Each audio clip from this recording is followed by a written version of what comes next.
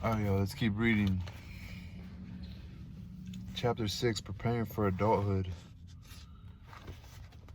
Imagine 14 to 18 years preparing for adulthood. Imagine a girl of 14. She's just entering high school. She's almost grown to her full height. As she's come through puberty, she's physically capable of having a baby. She is strong, coordinated, and quite smart. A few hundred years ago, or in certain parts of the world today, she would be getting married now. So what do you think? Is she ready for womanhood? The answer will be clear to anyone with a 14-year-old daughter. Probably not. The qualities that make up maturity are emerging at 14. But like a failing light bulb, they flicker on and off. One minute she can be kind and caring, but another minute she can be thoughtless and self-obsessed. She can make great promises but forgets to keep them. She can lose all perspective. She's very prone to peer pressure. She can be wildly over-emotional. None of this is her fault. An early teenage girl's brain is still setting up its center of control in the prefrontal cortex and is like a head office that isn't finished yet. She can go there, but not for long. The part of her brain called the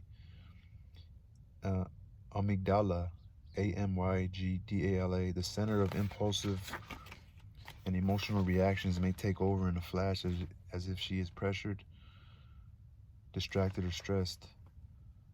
It's true that in additional society, a girl often got married at 14, but in those societies, cast iron rules about acceptable behavior shackled her and defined her every second of her life. Today, we seek a very different womanhood for our daughters, independent, not prescribed by gender rules, and equal in opportunity to any man. Achieving that kind of womanhood takes a little longer. The years from 14 to 18 are a time of intense preparation because modern womanhood is tough. Your daughter will need to be self-reliant, a clear thinker, emotionally strong, good with people, and responsible for her own life. Even better still, she will have a sense of purpose and be attuned to what makes life meaningful and good. These are your final blessings to her before you send her out into the future. Your daughter will need to be self-reliant, a clear thinker, emotionally strong, good with people, and responsible for her own life. Even better still, she will have a sense of purpose and be attuned to what makes life meaningful and good. These are your final blessings to her because you send her out into the future. What makes you an adult? Today we consider adulthood as beginning somewhere between the ages of 18 and 21, so by 18 a girl needs to be there, in quotes, there, in terms of being able to function independently and well. She can legally drive a car, work, have sex, and have her own choices in every way. So we have to make sure she can do so without damaging or killing herself for anyone. Make her own choices in every way. Well, we gotta make sure she's prepared. But it's more than just staying out of trouble. A real adult has her own goals and purpose in life. She has figured out what is really important. So between 14 and 18, this is what we aim for with our girls. In this chapter, we'll tell you the stories of two young women who make the journey from girlhood to womanhood. One is a survivor of a serious accident. The other was a famous singer who almost lost her career until she was able to work out why she was in the world. For all girls, hopefully in less dramatic ways, the same lessons have to be learned. Your life is in your hands. Other people's lives are in your hands. Welcome to the terrifying freedom of adulthood. Parents who cop out. Some parents do let their childs grow up at 14. This seems to be the result of a dual wish to have their daughters as friends, so much easier than actually raising them, and to feel young themselves, to be hip and cool instead of strong and caring, which is hard work. These are the parents who buy the booze for the party, the dads who slip their daughter $50 for going out on the town. So you get daughters acting too old and parents acting too young. They joke about her being 14 going on 20 when they themselves are 40 going on 15. It's a betrayal because daughters don't need friends. They desperately need parents who step up to being in charge by setting curfews, driving to pick them up at an agreed time, saying no to alcohol when they are underage, and knowing where they are and who are they with. They need parents who are willing to be a little unpopular to save their daughters' lives. Initiation into womanhood. Old societies knew a lot about raising the young. They did things that only now our best neuroscience is proving right. For example, they deeply loved and indulged their babies and young children, delighting in them and letting them play and be unfettered. They expected much more of their 6 to 12-year-olds, giving them jobs and responsibilities, and they always, without exception, put a lot of energy into their mid-adolescence, kickstarting them, exploding them almost into adulthood. Becoming an adult was never left a chance. There has been a lot of interest in recent years in the idea of parents and other caring adults creating adolescent rites of passage. A rite of passage is a time of intensified activity, teaching, ritual, and involvement that says to a girl, "We will help you and celebrate you in becoming a woman." In Australian schools, programs like the Right Journey In Australian schools, programs like the Right Journey and Pathways to Womanhood are becoming widespread. These programs take the girls out of their usual world to a place where they can spend time over several days with older women, including mothers, female mentors, and teachers. The girls listen to stories about womanhood from these women and are invited to make declarations of their own identity and values. The adults praise and affirm the girls. The adults praise and affirm the girls' positive qualities, what they see in them, and invite them to say goodbye and thank you to girlhood. Suffused through this is a sense of pride and honor in being a woman, a sense that has often disappeared from girls' views of themselves, with tragic consequences. At the end of these programs, the girls re-enter the normal world. As a part of this, their fathers greet them in a ceremony that acknowledges they are now women, not girls. Whether we participate in a formal program or simply take on the challenge ourselves as the parents and family of a girl, whether we participate in a formal program or simply take on the challenge ourselves as the parents and family of a girl, the same elements have to be there. The question that we have to challenge our daughters with at this age boil down to this: what kind of woman do you want to be? A girl may answer in many different ways. I am true and trustworthy with my friends. I am in this world to help others. I am a leader and want to take people to a better world. I'm a creator and want to make beauty. I am proud of being different and unique. The dangers of being a woman need to be honestly discussed and put into perspective. Childhood is protected, womanhood is not. As one girl put it to me, it's no longer my parents ruining my life. I am free now to ruin my own life. A girl who has had a rite of passage isn't fully a woman yet. She is a beginning woman, but she has crossed the river. Her sights are set on the future and she is not going back. Even chores teach you to be an adult. Rites of passage are just the tip of the iceberg of growing up. Underneath lies all the work that mothers and fathers do to teach the joys of being a helpful and eventually an equal contributor around the house and in the community. Parents have to make this happen for one important reason. Nobody would grow up if they didn't have to. It's not done out of meanness or just a wish to get help with cooking, running errands, or paying the bills. These certainly matter, but it's what they represent and teach. Doing things for others creates an inner shift. We make the dinner or keep our room clean, neat, and a functional place. We earn money on the weekends to pay for some of our bills, and on the inside we feel proud, capable, and free. Expect a lot of repetitive and careful teaching to take place around daily living. Do this with optimism and empathy rather than nagging or whining. Be patient and empathetic, but insistent. You are her coach and you have to be welcome inside her head for your message to really embed. I know you're tired, but let's get started and we can soon have it done, then we can all take it easy. You can help your daughter or son hugely by simply making sure they always do these things: put away, wash, or tidy up what they have used. Keep their stuff in order so they can find things easily when needed. Have good manners and speak respectfully to people, whether strangers or family. Treat others people's properties with respect. Apologize when they have done the wrong thing. Make amends and fix the problem they have caused. Teenagers who don't pull their weight and let others clean up after them create a negative energy that saps everyone's happiness, including their own. The knack is to develop the habit of doing it right so that it's automatic and there is no energy expended or doubt needed. You can get on with having a great time because the environment is efficient, clean, and easy to be in. It's so much easier to start this way and just keep it happening. Of course, this is just the day-to-day stuff. Also, waiting out there is the big world that takes it all to a whole new level. Responsibility, the toughest lesson there is. Mary Al, age 14, was a happy and athletic girl. She was the oldest of 4 children and attended a co-ed high school in the western suburbs of Sydney, Australia. One spring afternoon, she and her friends poured laughing and chatting through the school gates and out toward the train station to travel home.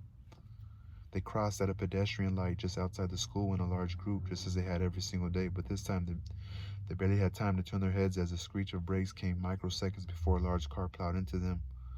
One girl was killed instantly, another 5, including Mary Al, were seriously injured. Mary Al was in hospital for almost 6 months. Multiple operations reconstructed her body. Painful and intense rehabilitation had her able to walk, and while she never really quite as able-bodied as she will never be quite as able-bodied again, she can live a normal life, except for one thing: she is terrified of going anywhere near a road. She has agoraphobia and suffers nightmares and flashbacks. She can be driven to school, but it's an ordeal for her and her parents. Her parents sought out counseling for her with a woman counselor in her 50s who specializes in trauma. Over several months, Marielle was taught relaxation and mindfulness skills, worked through what happened, and built up her mental strength. She improved considerably, but she still is not able to go near a road that has cars on it. As she tries, she begins to tremble uncontrollably, feels nauseated, and suffers attacks of diarrhea. These are the same symptoms that combat soldiers often suffer from when they return home from a war or dangerous tour of duty. Post-traumatic stress disorder. Marielle's counselor is a very capable and creative woman who has become like a kind of feisty aunt to Marielle, able to soothe her but also to push her when needed. She is ready with the next step. They have been meeting for more 3 months. I would not advise the following strategy ever be used unless a relationship is strong and well established. Marielle, we've talked about what happened on that day. You gradually piece it together. Yes, there's something else we haven't talked about. When you talk about or think about the accident that happened that day, who do you blame? The driver, the stupid idiot that killed my friend, that smashed me up. Marielle's words are angry, but her look is sad. She is tearing up now, as she often does when she talks about it. Okay, so you think the driver was 100% to blame? Yes, and you were an innocent victim of that. Yes, and unlucky too. Yes, and unlucky too. The counselor pauses, draws a deep breath. Do you feel you have any share in the blame? There was a kind of booming silence. This question is a jolting one, and though she does not show it, Marielle's mind reels. What do you mean? You crossed on a red light. Yes, we always look. It's stupid not to. Was there anything else you could have done? There was a pause. How do you mean? The counselor is silent. The pair know each other well. This turn of the conversation could not have been taken without very considerable rapport. Marielle finally speaks. I still don't know what you mean. Did you look to see if there was a car coming? We didn't need to. The light told us we could walk. So you didn't look. Marielle just stares back at the counselor, their eyes locked, but inside her brain, wheels are spinning. In the weeks that follow, Marielle plunges into another layer of dealing with what life has dealt her. The victim position was so easy to take. She was a child, innocently crossing at a light with dozens of schoolmates with her. They could not have expected a car to speed into them, but they did not check, and a car did. Who could allocate the responsibility in this? The driver was 100% responsible and was in jail as a result, but Marielle suddenly grasped that she had been too trusting, too unaware of her environment, too distracted to really check she was safe. Cars don't always stop at red lights. Not all drivers are sane or sober. She should have looked. Of course, part of Marielle knew this, as did everyone around the situation, but no one said so. Who would have had the heart to add blame to the suffering she had already gone through? But this counselor knew that the truth mattered, and that Marielle knew that too. Momentarily, Marielle plunged into the opposite extreme, from no blame to all the blame. She agonized that she could have saved her friend's life if she had just been more alert, but the counselor was ready for this, and they continued to evaluate, drawing now on the strong bond of trust to do some tough talking. You trusted the driver to do the right thing because they always did. The light was red. That always worked in the past, but you can't trust all drivers. You should have looked. So should every other girl on that crossing. It might not have saved them, but it might have. Gradually, Marielle took on her own sliver of responsibility, no more, no less. In a deeper sense, this was a lesson called growing up. It was timely. At 14, a girl really is entering womanhood, and part of being an adult is knowing that the world is random and cruel. You have to watch your back. You can hugely improve your safety by being wide awake and savvy. In the weeks that followed, the lesson became not just a thought, but a part of Marielle's body, too. The horrible injuries she had sustained had been contributed to in just a small part by her own behavior. She could change that behavior. She could be less a victim and more agent of her own fate. Taking even 5% of the blame was a painful lesson, but an empowering one, too. Cars are dangerous, but much more so if you don't watch out for them. Somehow, along with this realization, Marielle's fear went away. She began to approach roads, not with her head down and trembling, but with a fierce eye on what was going on. Marielle now goes over that crossing, and much more besides, with just a flicker, just a brief moment of quiet determination, staring down death, knowing that death is always right alongside us. She's glad to be alive, determined to stay that way. She is not just healed, she has grown up. The real secret of adulthood. Now it's time for a very advanced idea. A real secret of adulthood. Now it's time for a very advanced idea. This is deep water, but I hope you will go there with me. I have come to believe that the biggest differences between an adult and a child is knowing why you are in the world. Consider this for a moment. A child is in the world for him or herself. That's appropriate and right, but it's not our ultimate goal. The highest happiness, according to both ancient wisdom and the most modern research in positive psychology, comes when we step outside our own importance and learn how to care for the big picture, the big life, not just our own small life. This can easily be mistaken, especially given the history of women's lives, for being a martyr and living only for others. That's not what I'm saying here. There was a place where our own deepest needs, what we really love to do, intersect with the needs of the world we live in. When we find that place, it's all pure joy. The following story will help you to understand what I mean. A singer finds her soul. Missy Higgins is an Australian musician and singer who was acclaimed worldwide for the raw beauty and authenticity of her songs. This talented woman started young. She signed a worldwide record deal when she was still a senior in high school. The songs on her first album had been hammered out on the practice piano in the school's music room. Then suddenly she was on a world stage, but the meteoric fame and exposure left her staggering, overwhelmed by panic attacks, and physically incapable of going on stage. There had been warning signs earlier, including a hospitalization in her junior year after a nervous collapse. It was then that she learned that her father had also suffered from depression throughout his life, which he had managed to overcome. Missy withdrew from performing completely, instructing her agent to send no offers, no invitations, or even to email, which he abided by for almost 2 years. She spent time in ashrooms, traveled widely, saw therapists, went to college, and worked hard to heal her life from the implosive forces of too much success too soon on a vulnerable and open heart. It wasn't an easy time. A soul journey is never easy, but then something happened. Perhaps it was chance, or perhaps it was the natural result of all those sincere attempts to journey toward the truth. Acting on instinct, her agent broke his silence and sent her an invitation to perform at an all-woman festival called Lilith Fair in the United States. Something inside her said, yes, do this. Her performance was awesome. Afterward, grateful fans surrounded her, thanking her warm-heartedly for what her music had given them over the years. She suddenly realized that the musical gift she had was for other people, that she had something to offer to the human race. She had gone back to writing, recording, and performing her songs. I suspect this is something that all true, enduring performers have to realize. It's not about me. The anxiety and pressure to succeed, the sense of exposure and vulnerability somehow dissolve when you realize you stand in grace and that you are there to give love to your listeners. The meaning of art is to lift up your fellow human beings to a higher place. It's precious and special, and you have to honor it. Self is lost in the joining. This is what we mean by soul. By 18 or 20 or 25, when it comes, the girl arrives at somewhere awesome, the beginning of womanhood. She knows that she holds the reins of her own life. She knows that the key to happiness is not in self-seeking. She feels connected to life and that she has a part to play in the human race. The real adventure can begin. Teenage girls and sleep. Recently, researchers have confirmed what parents always knew, that teenagers don't get enough sleep. Part of the problem is that the sleep cycle shifts in adolescence so that they actually need to sleep in longer. But we inevitably have to wake them to go to school. The accumulated sleep debt is bad for both learning and mental health, but there are remedies.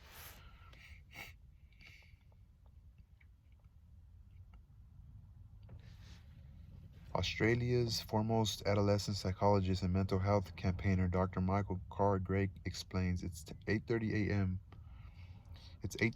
and we are standing outside a typical girls' school anywhere in the world. As students emerge from cars and buses, an ocean of sleepy faces appear before us, some grasping, carry out lattes in their hands. It's narcolepsy central. Within half an hour, some of these young ladies will have their heads on desks, fast asleep, while others will be so sleep deprived that they are oblivious to the learning going on around them. It's official. Teenagers, boys and girls, are the most sleep deprived segment of the population. The world's leading authority in teenage sleep, Professor Mary Karskadon of Brown University in Rhode Island, found that on average adolescents get about 7.5 hours sleep on school nights, but 25% get 6.5 hours or less. That's a quarter of all teens ending up seriously sleep deprived. Karskadon found that in order for a young person to be optimally alert, they require 9.5 hours of sleep. It is increasingly evident to educators and psychologists that night after night, many girls are treating sleep as an optional extra and are building colossal sleep debts. If you attached an electroencephalograph to those dozing girls, heads down on their desks, you see that 50% will go directly into REM sleep, exhibiting the same brainwaves as patients with narcolepsy. These girls don't actually have narcolepsy. Nevertheless, they're living under conditions that actually make them appear as if they do. Insufficient sleep not only impacts on girls' physical health, but also dramatically reduces their capacity to perform and respond appropriately while sitting in a classroom, driving a car, playing a sport, or interacting with adults. It increases rates of depression and even increases suicidal feelings and thoughts. From an academic point of view, a good night's sleep is the most powerful study aid there is. Schools must start teaching education because adolescents need to know how a lack of sleep impacts on the 100 billion brain cells and 1 trillion connections. Parents need to make sleep a priority and set limits and boundaries. around bedtime from an early age. Finally, perhaps we need to start reviewing the issue of school starting time. Studies have found that a starting time for high school of even half an hour later creates a marked gain in health and well-being as well as learning. How's it going?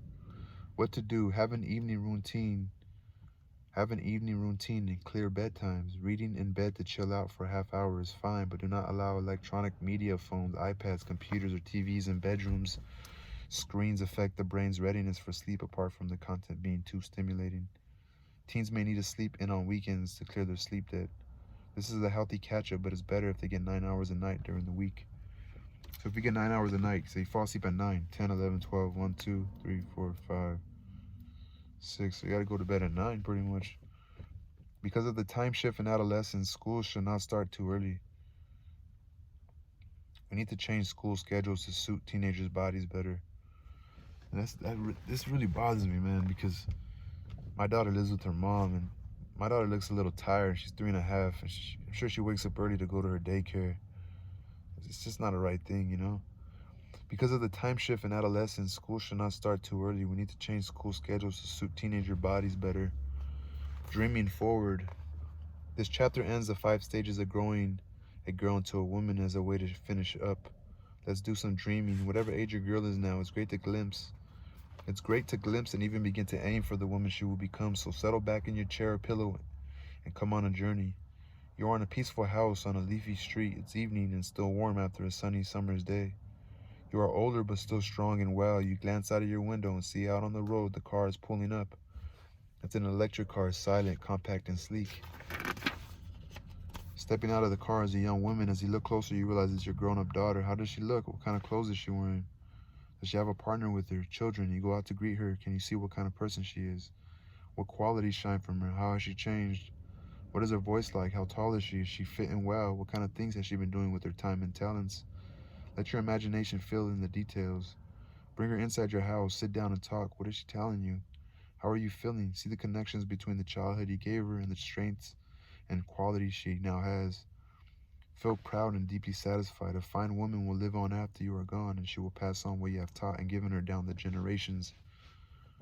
In a nutshell, preparing a girl for womanhood requires a lot of teaching in the years from 14 to 18. Rites of passage are needed to make the leap. It doesn't happen without help. Work and responsibility are a necessary part of training to be an adult. Marielle learned from a terrible accident that she holds the reins of her own life. A talented singer found peace in giving. Adulthood means escaping from the prison. Adulthood means the escaping from the prison of self and being part of the big life. You can't form good relationships until you are strong in your own right. The age of 18 is not womanhood, but it is the start of womanhood.